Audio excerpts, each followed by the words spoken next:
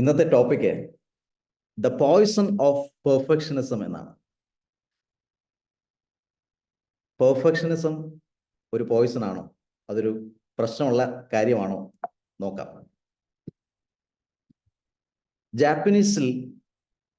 ജപ്പാൻകാര് ഈ പല ഉടഞ്ഞു പോയ ചില പാത്രങ്ങളും വസ്തുക്കളുമൊക്കെ അവരാ ഉടഞ്ഞു പോയെടുത്ത് എവിടെയൊക്കെയാണോ വിള്ളലുള്ളത് അവിടെയൊക്കെ സ്വർണം പൂശി അത് മനോഹരമാക്കി സൃഷ്ടിക്കും എന്നുള്ളതാണ്. അതായത് അവർ പറയുന്നത് ഏത് വസ്തുവാണെങ്കിലും അതിനൊരു ഡാമേജ് സംഭവിച്ചിട്ടുണ്ടെങ്കിൽ, അതിനൊരു ത്യാഗം സംഭവിച്ചിട്ടുണ്ടെങ്കിൽ, അതിനൊരു ചരിത്രമുണ്ടെങ്കിൽ അത് പഴയതിലും ഭംഗി കൂടും എന്നാണ് ജാപ്പനീസ് ജനത പറയുന്നത്. കിൻസുഗി എന്നുള്ള ഒരു കോൺസെപ്റ്റും ഇതിൽ നിന്നാണ്. ഒരു പ്യുവർ പെർഫെക്ഷനിസ്റ്റ് ഒരു കംപ്ലീറ്റ്ലി ഡിസ്ഫങ്ഷണൽ ആയിട്ടുള്ള ഒരു വ്യക്തിയായിരിക്കും എന്നാണ് പറയുന്നത്. 5 ചോദ്യങ്ങൾ നമ്മളോട് തന്നെയാണ്. Do you struggle to make decisions? പലപ്പോഴും തീരുമാനങ്ങൾ എടുക്കുമ്പോൾ നിങ്ങൾ സ്ട്രഗിൾ ചെയ്യാറുണ്ടോ? Do you ever get intimidated by social situation? പല സാമൂഹിക സാഹചര്യങ്ങൾ ചെറുതായിട്ടൊന്ന് മാറുമ്പോൾ, അല്ലെങ്കിൽ പുതിയൊരു സന്ദർഭത്തിലേക്ക്, പുതിയ കുറച്ച് ആളുകളുടെ നടുവിലേക്ക് നമ്മൾ ചെല്ലുമ്പോൾ ഒരാശങ്കയും ഭയവും ഒക്കെ നമുക്ക് ഉടലെടുക്കാറുണ്ടോ? Do you ever procrastinate? കാര്യങ്ങൾ നീട്ടിവെക്കാറുണ്ടോ? Do you get depressed easily? ചിലപ്പോഴെങ്കിലും ഒക്കെ ഡിപ്രഷനിലേക്ക് കിടക്കാറുണ്ടോ? Do you have low self esteem? നമ്മുടെ ആത്മാഭിമാനത്തിന് പലപ്പോഴും ഒരു കോട്ടം തട്ടാറുണ്ടോ? ഇതിൽ ഏത് ചോദ്യത്തിനും യെസ് ആണെങ്കിൽ, ഏതെങ്കിലും ഒരു ചോദ്യത്തിന് യെസ് ആണെങ്കിൽ നമ്മുടെ ഉള്ളിൽ ഒരു പെർഫെക്ഷനിസ്റ്റ് ഉണ്ട് എന്നുള്ളതാണ്. There is a perfectionist within us. Perfectionists are driven mad or frozen in place by chasm between desire and reality, which impairs their ability to progress and enjoy life എന്നാണ് പറയുന്നത്. അതായത് ഒരു ആശയത്തിൻ്റെയും യാഥാർത്ഥ്യത്തിൻ്റെയും ഇടയിൽ ഒരു വലിയ അന്തരം ഉണ്ടെങ്കിൽ പെർഫെക്ഷനിസ്റ്റ് ആയിട്ടുള്ള ആളുകളുടെ മാനസിക നിലയ്ക്ക് സാരമായ കോട്ടം സംഭവിക്കും എന്നുള്ളതാണ്. അവരുടെ പുരോഗതിയെയും ജീവിതത്തെ ആസ്വദിക്കാനുള്ള ആ കഴിവിനെയൊക്കെ അതിന് സാരമായി ബാധിക്കും എന്നുള്ളതാണ്. പലപ്പോഴും ഈ പെർഫെക്ഷനിസം അല്ലെങ്കിൽ പെർഫെക്റ്റ് എന്നുള്ള ഒരു ഇത് പലപ്പോഴും ഒരു പോസിറ്റീവ് ഡിഫക്റ്റ് ആയിട്ട് നമ്മൾ പറയാറുണ്ട്. ഇന്റർവ്യൂവിലൊക്കെ കുട്ടികളോട് ചോദിക്കുമ്പം എന്താണ് നിന്റെ വീക്ക്നെസ് എന്ന് ചോദിക്കുമ്പോൾ പലരും പറഞ്ഞു തുടങ്ങുന്നത് ഒരു പോസിറ്റീവ് ബൈൻഡിങ്ങോട് കൂടിയുള്ള വീക്ക്നെസ് പറയാനായിട്ട് നമ്മൾ പരിശീലിപ്പിക്കുന്നതുകൊണ്ടാണ്. അവരിങ്ങനെ പറയും, അതായത് എന്നിലുള്ളൊരു പെർഫെക്ഷനിസ്റ്റ് ഉള്ളത് കൊണ്ട് പലപ്പോഴും ഞാൻ സമയം അല്പം കൂടുതൽ എടുക്കും എന്നുള്ളത്. അപ്പോൾ പെർഫെക്ഷനിസത്തെ പലപ്പോഴും ഒരു പോസിറ്റീവ് ഡിഫക്റ്റ് ആയിട്ട് കാണപ്പെടുന്നുണ്ട്. ഒന്ന് ആലോചിച്ച് നോക്കിയാൽ, നമ്മൾ അപൂർത്തീകരിക്കാൻ വെച്ചിരിക്കുന്ന പുസ്തകം, എഴുതി തീർക്കാത്ത കവിതകൾ, പലപ്പോഴും വായിച്ചു തീർക്കണമെന്ന് ഉദ്ദേശിച്ചിരിക്കുന്ന പുസ്തകം, പലതവണ വീഡിയോകൾ എടുത്തിട്ടുണ്ടാവും, അത് ഇതുവരെ പോസ്റ്റ് ചെയ്തിട്ടുണ്ടാവില്ല. ഒന്ന് ആലോചിച്ച് നോക്കിക്കഴിഞ്ഞാൽ ചിലപ്പോഴൊക്കെ ഒരിക്കലെങ്കിലും നമുക്ക് ഈ വീഡിയോയിലൊന്ന് വന്ന് ഒരു ഫീഡ്ബാക്ക് പറയണമെന്നൊക്കെ തോന്നുന്നുണ്ടാവും. പലപ്പോഴും നമ്മളെ പിന്നോട്ട് വലിക്കുന്നത് എന്താണ്? ഇത് തന്നെയാണ് പെർഫെക്ഷനിസം. ഈ പെർഫെക്ഷനിസത്തിന് പിന്നിൽ ഒരു സയൻസ് ഉണ്ട്. ആ സയൻസ് പല റിസർച്ചുകളുടെ അടിസ്ഥാനത്തിലാണ്. 1990s റാൻഡെ ഫ്രോസ്റ്റ് എന്ന് പറഞ്ഞൊരു പ്രൊഫസർ അദ്ദേഹം ഇങ്ങനെ ഒരു കോൺസെപ്റ്റ് രൂപീകരിച്ചു, മൾട്ടി ഡയമെൻഷണൽ പെർഫെക്ഷനിസം സ്കെയിൽ എന്ന്. അതിൽ എന്തുകൊണ്ടൊരാൾ പെർഫെക്റ്റ് ആകുന്നു, ആ പെർഫെക്ഷനിസത്തിലേക്ക് പോകുന്നു എന്നുള്ളതിൻ്റെ പിന്നിൽ കുറേ എലമെന്റ്സ് ഉണ്ട്. അതിനുശേഷം വന്നിട്ടുള്ള വേറെ പല എക്സ്പേർട്സും റിസർച്ച് ഗൈഡ്സും ഒക്കെ തന്നെ മറ്റ് ചില എലമെന്റ്സും കൂടെ കൂട്ടിച്ചേർത്തു. അങ്ങനെ ഏകദേശം 45 സെക്ഷൻസ് ആയിട്ടൊക്കെ ഇതിനെ ഡിവൈഡ് ചെയ്തിരിക്കുകയാണ്. എന്നാൽ ഇതിൻ്റെയൊക്കെ ഒരു രത്ന ചുരുക്കമായിട്ട് ഈ ഒരു പുസ്തകം, മനോഹരമായിട്ടുള്ള പുസ്തകമാണ് how to be an imperfectionist by Stephen Guise. ഇദ്ദേഹം ഈ പറഞ്ഞ എലമെന്റ്സിനെ ഒക്കെ തന്നെ ചെറുതാക്കിക്കൊണ്ട് ഒരു 5 എലമെന്റ്സ് പറഞ്ഞിട്ടുണ്ട്, 5 സ്കിൽസ്. ഇതൊക്കെ കാരണമാണ് പെർഫെക്ഷനിസത്തിലേക്ക് ആളുകൾ നയിക്കുന്നു എന്നുള്ളതാണ്. Number 1, unrealistic expectations. അതായത് നമ്മൾ വളരെ അൺറിയലിസ്റ്റിക് ആയിട്ടുള്ള കുറേ എക്സ്പെക്ടേഷൻസ് നമുക്കുണ്ടാവുകയും അത് മീറ്റ് ചെയ്യാൻ പറ്റാണ്ട് വരുന്ന ഒരവസ്ഥ. റൂമിനേഷൻ, പഴയ കാര്യങ്ങളെക്കുറിച്ച് ഓർത്ത് അയവിറക്കി ഒരിക്കലും പാസ്റ്റിനെ നമുക്ക് തിരുത്താൻ സാധിക്കില്ല, എങ്കിലും അതിൽ തന്നെ കറങ്ങുന്ന ഒരവസ്ഥ, റൂമിനേഷൻ. നീഡ് ഫോർ അപ്രൂവൽ, എപ്പോഴും ഒരു അപ്രൂവൽ സീക്കിംഗ് ആണ്. മറ്റുള്ളവരുടെ ലൈക്കും കമൻറ്റും ലവും ഒക്കെ നമുക്ക് കിട്ടിക്കൊണ്ടേയിരിക്കണം. കൺസേൺ ഓവർ മിസ്റ്റേക്സ്, തെറ്റുകളിൽ ചില മിസ്റ്റേക്കുകളിൽ നമ്മൾ ആശങ്കപ്പെടും. നമ്പർ 5, ഡൗട്ട്സ് അബൌട്ട് ആക്ഷൻസ്, നമ്മുടെ പ്രവർത്തനങ്ങളിലൊക്കെ നമുക്ക് തന്നെ ചില സംശയങ്ങൾ വരുന്നു. ഇതിനെപ്പറ്റി വിശദമായിട്ട് അതിൻ്റെ സൊല്യൂഷൻസും നമ്മൾ അടുത്ത സ്ലൈഡുകളിലേക്ക് പോകുന്നുണ്ട്. പക്ഷെ ഇതിൽ നമ്മൾ നോക്കിക്കഴിഞ്ഞാൽ പലപ്പോഴും നമ്മുടെ ഇമോഷനാണ് ഇതിനൊക്കെ കാരണം. നമ്മുടെ ബിഹേവിയറോ ഔട്ട്കമോ നമ്മൾ സെറ്റ് ചെയ്തിരിക്കുന്ന ഗോൾ മീറ്റ് ചെയ്യുന്നുണ്ടോ ഇല്ലയോ എന്നുള്ള ആ ഒരു റേറ്റിംഗ് അനുസരിച്ചാണ് നമ്മുടെ ഇമോഷൻസും ട്രിഗർ ചെയ്യുന്നത്, ഇമോഷൻസും ചേഞ്ച് ആകുന്നത്. ഒന്ന് ആലോചിച്ച് നോക്കിയേ, നിങ്ങൾക്ക് പെട്ടെന്ന് ഒരു നനച്ചിരിക്കാതെ എന്തെങ്കിലും ഒരു സർപ്രൈസ് ലഭിക്കുന്നു എന്നുള്ളത്. ചിലപ്പോൾ ഒരു ബോണസ് ചെക്ക് ആയിരിക്കാം.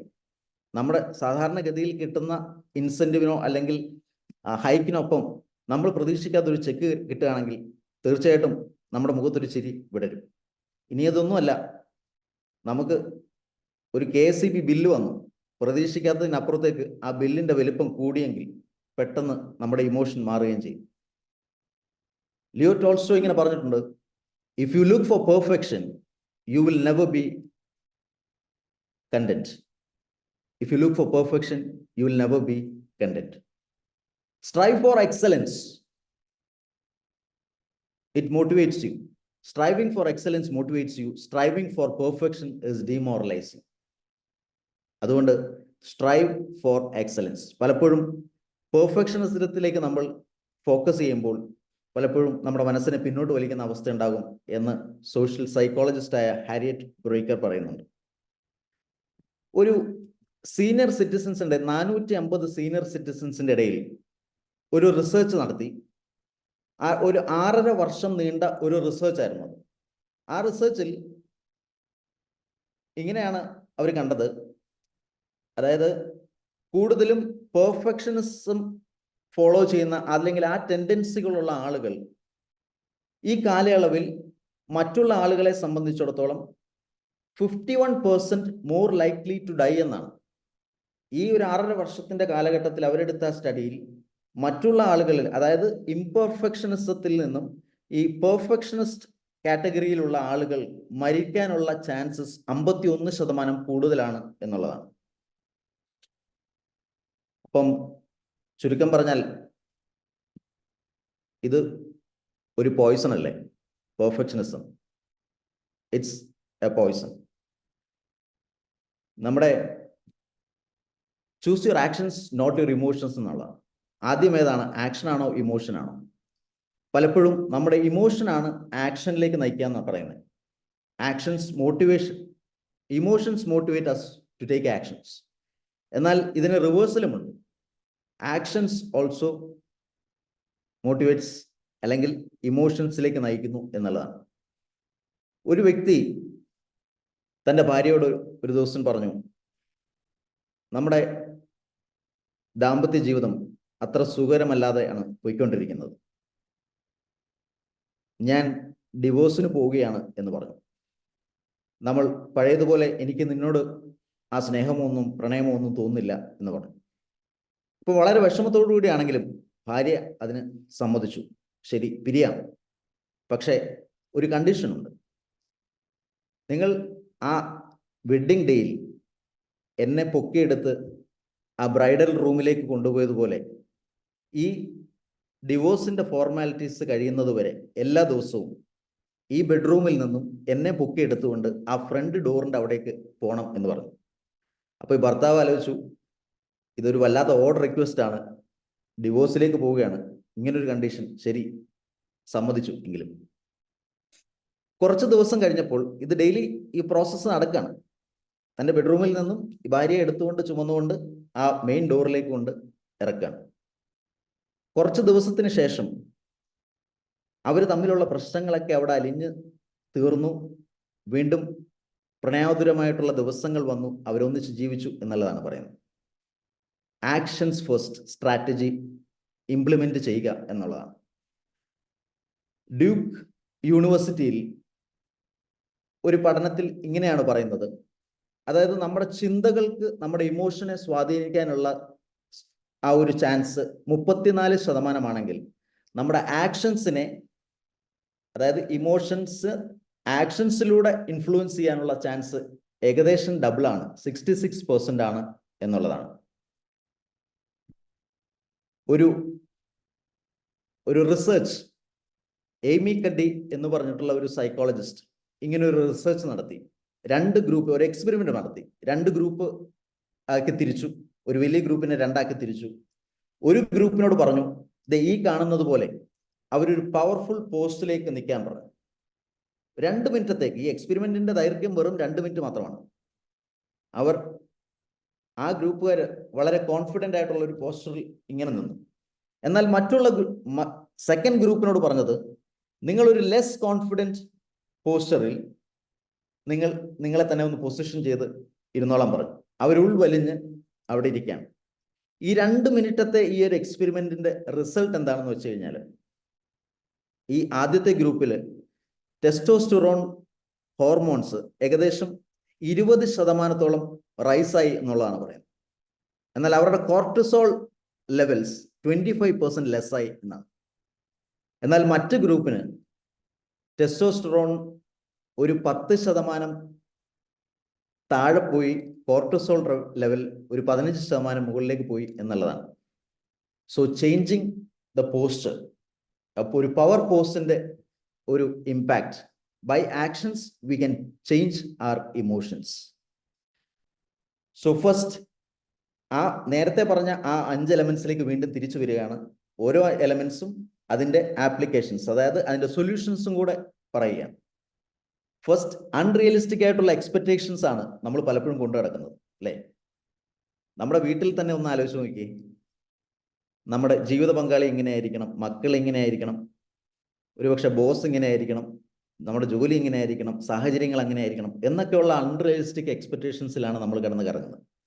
സ്റ്റീവൻ ഹോക്കിംഗ് ഇങ്ങനെ പറയുന്നുണ്ട്, when one's expectations are reduced to zero, one really appreciates everything one does have. നമുക്ക് എക്സ്പെക്ടേഷൻസ് ഒന്നും ഇല്ലാതിരിക്കുന്ന ഒരു അവസ്ഥയാണെങ്കിൽ എത്ര മനോഹരമായിരിക്കും ജീവിതം. നമ്മൾ ഉള്ളതിനെല്ലാം അപ്രിഷിയേറ്റ് ചെയ്യുവാൻ നമ്മൾ പഠിക്കും എന്നുള്ളതാണ് അൺറിയലിസ്റ്റിക് അപ്രിസിയേഷൻ. അപ്പം അതെങ്ങനെ സാധിക്കും എന്നുള്ളതാണ്. 2 കാര്യങ്ങൾ. ഒന്ന്, set high expectation on high general expectation and low specific expectations. എന്താണ് ഇത് രണ്ടും? ഒരു കുട്ടി മാർക്ക് വാങ്ങിക്കുന്നു, അവൾക്ക് 10ാം ക്ലാസ്സിലാണ്, മാത്സിന് 95% വേണം, അത് സ്പെസിഫിക് ആണ്. എന്നാൽ ആ ഓവറോൾ എക്സാമിന് എനിക്കിപ്പോൾ മാത്സിന് ഒരല്പം കുറഞ്ഞാലും ഒരു ഓവറോൾ റിസൾട്ടിൽ ഒരു 95% അല്ലെങ്കിൽ അതിനടുത്തോ കിട്ടിക്കഴിഞ്ഞാൽ ആ ജനറൽ എക്സ്പെക്ടേഷൻസ് ആണ് അവിടെ കാണിക്കുന്നത്. പലപ്പോഴും സ്മാർട്ട് ഗോൾസിലൊക്കെ സ്പെസിഫിക് ഗോൾസിനെ നമ്മൾ പറയാറുണ്ട്. പക്ഷെ എന്നാൽ ഈ റിസൾട്ടിനെ നമ്മൾ ഇമോഷണലി ഹുക്ക് ചെയ്ത് കഴിഞ്ഞാൽ we tend to fall apart sometimes. So general ആയിട്ടുള്ള എക്സ്പെക്ടേഷൻസ് ഹൈ ആയിട്ട് വെക്കുകയും സ്പെസിഫിക് ആയിട്ടുള്ള എക്സ്പെക്ടേഷൻസ് ലോ ആയിട്ട് വെക്കുകയും ചെയ്യുക എന്നുള്ളതാണ്. അങ്ങനെ വെക്കുമ്പോൾ അവർക്ക് they can do more confidently എന്നുള്ളതാണ്. സെക്കൻഡ് വൺ, പെർഫെക്ഷനിസ്റ്റ് എപ്പോഴും അവരുടെ റിസൾട്ടിലേക്കായിരിക്കും ഫോക്കസ്ഡ്. മീൻവൈൽ ഇംപെർഫെക്ഷനിസ്റ്റ് ആയിട്ടുള്ള ആളുകൾ they focus on the process and let the results take care of themselves. അവർ ആ പ്രോസസ്സിലേക്കായിരിക്കും. ആ കുട്ടിയുടെ കാര്യം തന്നെ എടുത്തു കഴിഞ്ഞാൽ ആ കുട്ടിക്ക് 95% നയിക്കണമെന്നുണ്ടെങ്കിൽ എന്തൊക്കെ ചെയ്യണം, അതിൽ എത്ര മണിക്കൂർ ഇന്ന സബ്ജക്റ്റ് പഠിക്കണം എന്നുള്ളതാണ്. ബിസിനസ് ഗോൾസ് നമ്മൾ സെറ്റ് ചെയ്യുമ്പോൾ ഫൈനാൻഷ്യൽ ഗോൾസ് സെറ്റ് ചെയ്യാറുണ്ട്. ആ എൻഡ് ഓഫ് ദ ഇയർ ചിലപ്പോൾ നമുക്ക് ഈ പറയുന്നത് പോലുള്ള ആ സെയിം ഫിഗർ അച്ചീവ് ചെയ്തില്ല എന്നുണ്ടെങ്കിൽ, and if you are A perfectionist, നമുക്ക് പലപ്പോഴും ഒരു നിരാശയുടെ അനുഭവമായിരിക്കും. എന്നാൽ ജനറൽ ആയിട്ടുള്ള ഒരു എക്സ്പെക്ടേഷൻസ് നമ്മൾ ഹൈ ആയിട്ട് കീപ്പ് ചെയ്ത് കഴിഞ്ഞാൽ വിൽ ബി ഹാപ്പി എന്നുള്ളതാണ്. So focus on the problem, be apathetic about the results എന്നുള്ളതാണ്. Second, rumination. എപ്പോഴും ഇങ്ങനെ ഈ പഴയ കാര്യങ്ങളെ കുറിച്ച് ഓർത്ത് വ്യാകുലപ്പെട്ട് ഇങ്ങനെ കഴിയുന്ന ഒരു അവസ്ഥ, അയവിറക്കി ജീവിക്കുന്ന ഒരു അവസ്ഥ അല്ലെ. പലപ്പോഴും പ്രോബ്ലം സോൾവിങ് എന്ന് പറയുന്നത് ആ പ്രോബ്ലത്തിലേക്ക് മാത്രം ഫോക്കസ് ചെയ്ത് പോകുന്ന ഒരവസ്ഥ ചിലപ്പം ഈ റൂമിനേറ്റേഴ്സിനെ സംബന്ധിച്ചിടത്തോളം സംഭവിക്കാറുണ്ട്. അതിന് സൊല്യൂഷൻ ഉണ്ട്. നമ്മുടെ സെൽഫ് ടോക്ക് ഒന്ന് ചേഞ്ച് ചെയ്താൽ മതി. I should have danced more എന്നതിന് പകരം I could have danced more. ഇത് രണ്ടിൽ തമ്മിലുള്ള വ്യത്യാസം എന്താ? I should have danced more, ഞാൻ നന്നായി കളിക്കേണ്ടതായിരുന്നു, വല്ലാത്തൊരു അവസ്ഥയായിപ്പോയി, വല്ലാത്ത ഒരു നാണക്കേടായിപ്പോയി എന്നൊക്കെ പറഞ്ഞ് ഇരിക്കുന്ന ഒരു അവസ്ഥയാണ് റൂമിനേഷൻ. എന്നാൽ ഞാൻ അത്ര നന്നായി പെർഫെക്റ്റായി ഞാൻ ഡാൻസ് കളിച്ചില്ലെങ്കിൽ പോലും I could have danced more, എനിക്ക് കുറച്ചുകൂടെ നന്നായി കളിക്കാമായിരുന്നു. Let me see, I recognise that and let me see എന്നുള്ളതാണ്. Living in the present moment, ഈ നിമിഷത്തിൽ ജീവിക്കുക എന്നുള്ളതാണ്. അതിനുള്ള ടൈം ടൂൾസും പാരാമീറ്റേഴ്സ് സെറ്റ് ചെയ്യാനും ഒരു ഡേ നമുക്ക് എങ്ങനെ ഷെഡ്യൂൾ ചെയ്യാമെന്നും ഒക്കെയുള്ള ടൂൾസ് ഇപ്പോൾ അവൈലബിൾ ആണ്. അതും നമുക്ക് നോക്കാവുന്നതാണ്. Third, need for approval. പലപ്പോഴും നമ്മൾ മറ്റുള്ളവരുടെ അപ്രൂവലിന് വേണ്ടി വെയിറ്റ് ചെയ്യുകയാണോ? അങ്ങനെയാണെങ്കിൽ നമ്മളൊരു പെർഫെക്ഷനിസ്റ്റ് കാറ്റഗറിയിലാണ്. എന്തുകൊണ്ടാണ് ഈ നീഡ് ഫോർ അപ്രൂവൽ? രണ്ട് കാര്യങ്ങളാണ്. They lack self-confidence and self-esteem and thus look for other people to give it to them. അതായത് നമുക്ക് ആത്മവിശ്വാസവും ആത്മാഭിമാനവും ഒക്കെ കുറവാണ്, അത് മറ്റുള്ളവരിൽ നിന്നും കിട്ടുമെന്നുള്ളതാണ്. ആരെങ്കിലും കൊണ്ട് തരുന്നതാണോ ആത്മവിശ്വാസം? Second, they want to be liked by everyone. എല്ലാവരും ഇഷ്ടപ്പെടുക, എല്ലാവരും നല്ലത് പറയുക എന്നുള്ള ഒരു സോർട്ട് ഓഫ് ബിഹേവിയർ അല്ലെങ്കിൽ ആറ്റിറ്റ്യൂഡ്. ഇതിനും സൊല്യൂഷൻസ് ഉണ്ട്. Number 1, chemical confidence building. നമ്മൾ നേരത്തെ പറഞ്ഞ പവർ പോസ്, ആ പോസ്ചറിലൂടെ ആക്ഷൻസിലൂടെ നമുക്ക് ആ ഇമോഷൻസിനെ മാറ്റാം എന്നുള്ളതാണ്. Second, adjust your bench mark. ഇതിൽ വളരെ രസകരമായിട്ടുള്ള കാര്യം, ബെഞ്ച് മാർക്ക് എന്ന് പറയുമ്പോൾ നമ്മൾ എപ്പോഴും ചെറുപ്പം മുതലേ മറ്റൊരാളുമായി കമ്പയർ ചെയ്യപ്പെടുന്ന ഒരവസ്ഥയിലാണ് പലരും. നീ അവനെ കണ്ടുപഠിക്കുക, അവളെ കണ്ടുപഠിക്കുന്നുള്ള ആ ഒരു ഇത്. ഒരു ആമയുമായിട്ട് നമ്മൾ ഒരു മത്സരം വെക്കുകയാണെന്നുണ്ടെങ്കിൽ ആ ആമയ്ക്ക് ഏകദേശം 0.2 മൈൽസ് പെർ അവർ ആണ് സ്പീഡ്. ഇനിയും ഒരു കോഴിയാണെങ്കിലോ അത് ഏകദേശം ഒരു 9 മൈൽസ് പെർ അവർ ആണ്. ഉസൈൻ ബോൾട്ടുമായിട്ടാണ് നമ്മൾ മത്സരിക്കുന്നുണ്ടെങ്കിൽ ഉസൈൻ ബോൾട്ടിന്റെ സ്പീഡ് ഏകദേശം 27 മൈൽസ് പെർ അവർ ആണ്. ഇനിയും ഒരു ചീറ്റപ്പുലിയുമായിട്ടാണ് നമ്മൾ മത്സരിക്കുന്നുണ്ടെങ്കിൽ അതിന്റെ സ്പീഡ് ഏകദേശം 70 മൈൽസ് പെർ അവർ ആണ്. ഉസൈൻ ബോൾട്ട് ഒരിക്കലും പരിതപിക്കാറില്ല, ഈ ചീറ്റയുടെ പകുതിയെങ്കിലും സ്പീഡിൽ എനിക്ക് ഓടാൻ പറ്റിയിരുന്നെങ്കിലും. Adjust your benchmark. 4, concern over mistakes. Concerning yourself over making mistakes increases your anxiety and fear of action എന്നുള്ളതാണ്. പലപ്പോഴും നമ്മൾ മിസ്റ്റേക്ക് വരുത്തുമ്പോഴുള്ള ആശങ്കകൾ നമ്മളെ ഒരു വല്ലാത്ത ഒരു ആങ്സൈറ്റിയിലേക്കും ഫിയറിലേക്കും ഒക്കെ നയിക്കുമെന്നുള്ളതാണ്. ഇതൊരു ഡിപ്രഷനിലേക്ക് നയിക്കുന്ന ഒരു ഘടകമാണ് പെർഫെക്ഷനിസം. ഡിപ്രഷൻ എന്ന് പറയുമ്പോൾ ഡിപ്രഷൻ, സൂയിസൈഡ്, അഡിക്ഷൻസ്, ഇതിലേക്കെല്ലാം വിരൽ ചൂണ്ടുന്ന ഒരു വലിയ കൺസേൺ ആൻഡ് പോയിസൺ ആണ് പെർഫെക്ഷനിസം. ഇമ്പോസ്റ്റർ സിൻഡ്രോം എന്ന് പറയുന്നത് നമ്മൾ ചെയ്യുന്ന നമ്മുടെ കപ്പാസിറ്റിയിലും സ്കില്ലിലും ഒക്കെ നമുക്ക് എപ്പോഴും ഡൗട്ടുകൾ ഉണ്ടായിട്ടിരിക്കുക, സെൽഫ് ഡൗട്ട്സ്. അതായത് വെളിയിൽ നമ്മളൊരു വിന്നിങ് ആറ്റിറ്റ്യൂഡോട് നിൽക്കും, പക്ഷെ ഉള്ളാലെ നമുക്ക് ഈ പറഞ്ഞ ചലഞ്ചസ് എല്ലാം ഉണ്ടായിരിക്കും.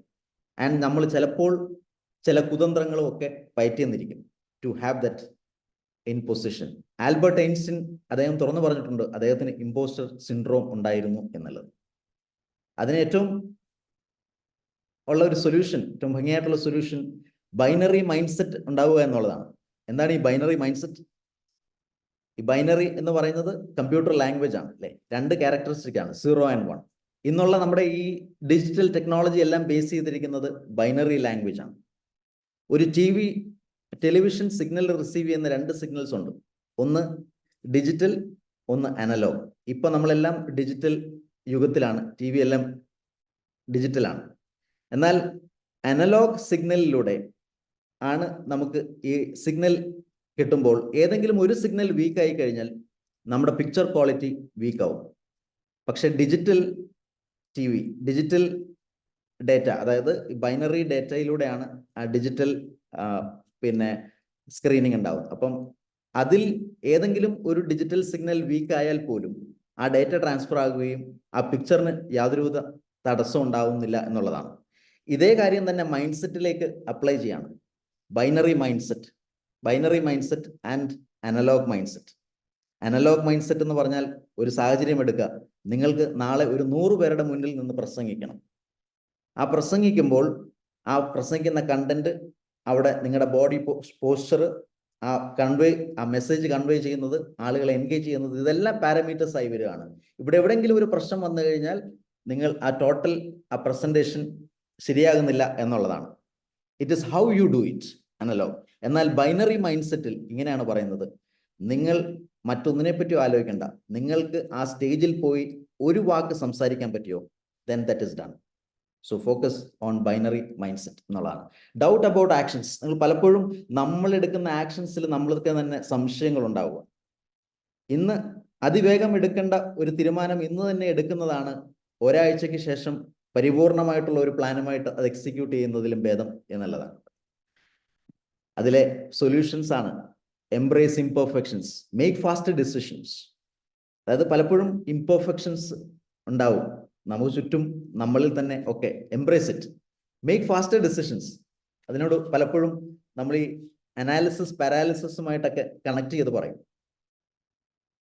ഈ പറയുന്ന ഒരു ഹോട്ടലിൽ ചെന്ന് ആ മെനു നോക്കി ഒരു 15 മിനിറ്റ് ഇരിക്കും, എന്നിട്ട് അവസാനം വെയിറ്ററെ വിളിച്ചിട്ട് പറയും, എന്നാൽ പിന്നെ ഒരു പ്ലേറ്റ് പൊറോട്ടയും ഒരു ബീഫ് റോസ്റ്റും പൊറോട്ടയും. This is analysis paralysis. 2 minute rule ഒരു റൂള് മാത്രമാണ്, അറ്റോമിക് ഹാബിറ്റ്സിലെ ഒരു റൂളാണ്. നിങ്ങൾക്ക് നാളെ ഒരു പുസ്തകം, ഒരു റീഡിങ് ഹാബിറ്റ് സ്റ്റാർട്ട് ചെയ്യണമെന്നുണ്ടെങ്കിൽ don't read too much pages, read only 2 pages, will take only 2 minutes. ഒരു വർക്കൗട്ട് സ്റ്റാർട്ട് ചെയ്യണമെന്നുണ്ടെങ്കിൽ don't go for 30 minutes, 45 minutes, 1 hour.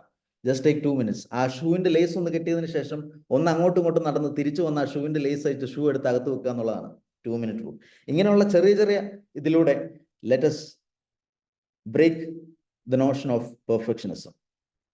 I always find beauty in the things that are old and imperfect എന്നുള്ളതാണ്. They are much more interesting എന്നാണ് Mark Jacobs പറയുന്നത്.